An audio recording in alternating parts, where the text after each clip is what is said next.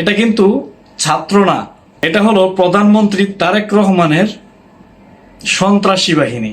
এটা হলো প্রধানমন্ত্রী তারেক জিয়ার আর কথার ধরন দেখছেন, সে জগন্নাথ বিশ্ববিদ্যালয়ে একজন শিক্ষকের সাথে সে আঙুল উঁচিয়ে এভাবে কথা বলছে, জানোয়ার।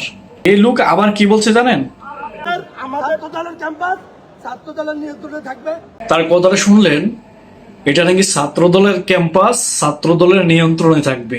এই ক্যাম্পাসে যখন নির্বাচন হয়, ছাত্র নির্বাচন, তখন বিএনপি প্রধান তারেক রহমান তিনি গণ অধিকার পরিষদ থেকে একজন বিপি বাড়া করে আনছিল, যেন এই ক্যাম্পাসের মধ্যে জগন্নাথ বিশ্ববিদ্যালয়ে যেন তারা বিজয়ী হতে পারে।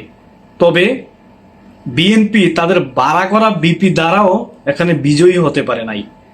আজকে ছাত্রদলের এই কুকুরটা, ছাত্রদলের এই সন্ত্রাসী শিক্ষকের সাথে হাত উঁচিয়ে বলছে যে এটা ছাত্রদলের ক্যাম্পাস, ছাত্রদলের নিয়ন্ত্রণে থাকবে। যেখানে শিক্ষার্থীরা ভোটের মাধ্যমে এই ছাত্রদলকে বিদ্যাঙ্গুলি দেখাইছে, সেখানে কোন মুখে তারা বলে এটা ছাত্রদলের ক্যাম্পাস, ছাত্রদলের নিয়ন্ত্রণে থাকবে? এদের কি সামান্য লজ্জাবোধ আছে? এদের লজ্জা থাকবে কিভাবে? লজ্জা যদি থাকতো তাহলে তারা আজকে এই হামলাটা তারা করতে পারতো না।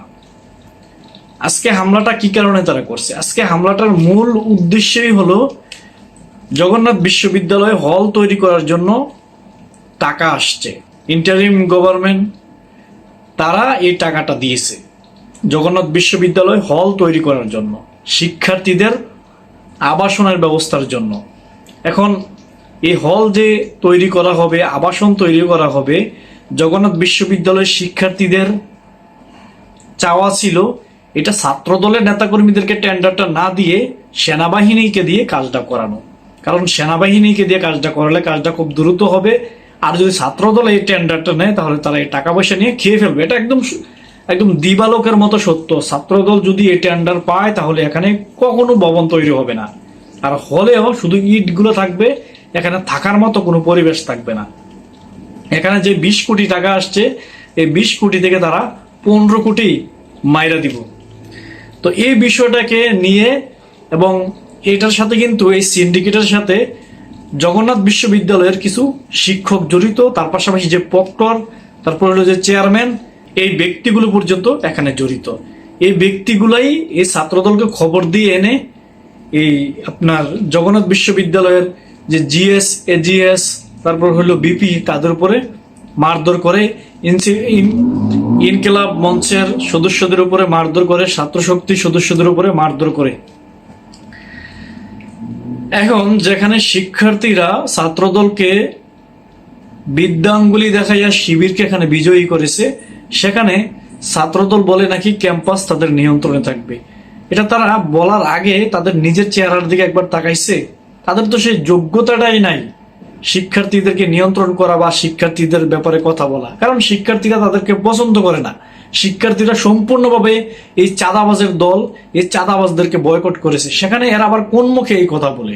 তারা ক্যাম্পাসের নিয়ন্ত্রক, তারা যে কথাটা বলে তারা নিজের ক্ষমতার বলে বলে না, তারা প্রধানমন্ত্রী তারেক জিয়ার ক্ষমতার বলে তারা এই কথাটা বলে, তারা ক্যাম্পাসের নিয়ন্ত্রক। মূল কথা হচ্ছে তারা বিএনপির ক্ষমতা প্রয়োগ করে তারা ক্যাম্পাসগুলো দখল করতে চাচ্ছে এবং হলের যে সিট বাণিজ্য এগুলো তারা নিয়ন্ত্রণ করতে চাচ্ছে, তারা টেন্ডারবাজি করতে চাচ্ছে এবং যে গণরুম, গেস্ট রুমের যে কালচার আছে এই কালচারটা তারা তৈরি করতে চাচ্ছে। এই গণরুম, গেস্ট রুমের কালচারে তারা ফিরে যেতে চাচ্ছে। তবে তাদের এই আশা কোনোদিন পূরণ হবে না।